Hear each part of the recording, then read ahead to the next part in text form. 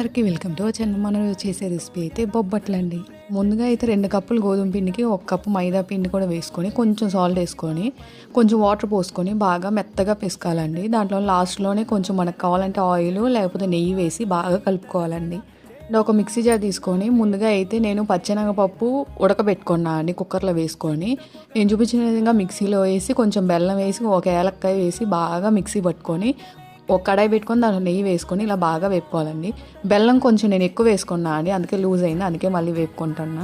And ఇది గట్టిగా అయినాక మనం ముందుగా మిక్స్ చేసి పెట్టుకున్న పిండి తీసి కొంచెం చపాతీలాగా ఒత్తుకొని మధ్యలో మనం బెల్లం మిశ్రమం కూడా పెట్టుకొని ఇలా నేను చూపించిన విధంగా కింద కవర్ వేసుకొని కొంచెం ఆయిల్ పోసుకొని ఇలా బాగా మన చేత్తోనే ఒత్తుకోవాలండి.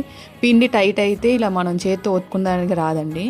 పిండి ఎంత లూజ్గా కలిపితే మా బొబ్బట్లో అంత మెత్తంగా వస్తాయి. ఇలా లాస్ట్లో మొత్తం ఒత్తుకున్నాక ప్యాన్ హీట్ చేసుకొని దాంట్లో కొంచెం నెయ్యి వేసుకొని మనం చేసుకున్న బొబ్బట్టు వేసి 2 సైడ్స్ నెయ్యి వేసుకొని బాగా కాల్చుకొని తీసుకుంటే వేడి బొబ్బట్టు రెడీ. ఈ బొబ్బట్లు అయితే చాలా టేస్టీగా ఉంటాయండి. మీరు కూడా ఇంట్లో ట్రై చేసి ఎలా ఉందో కామెంట్లో చెప్పండి. And please subscribe my channel friends. Bye అందరికీ.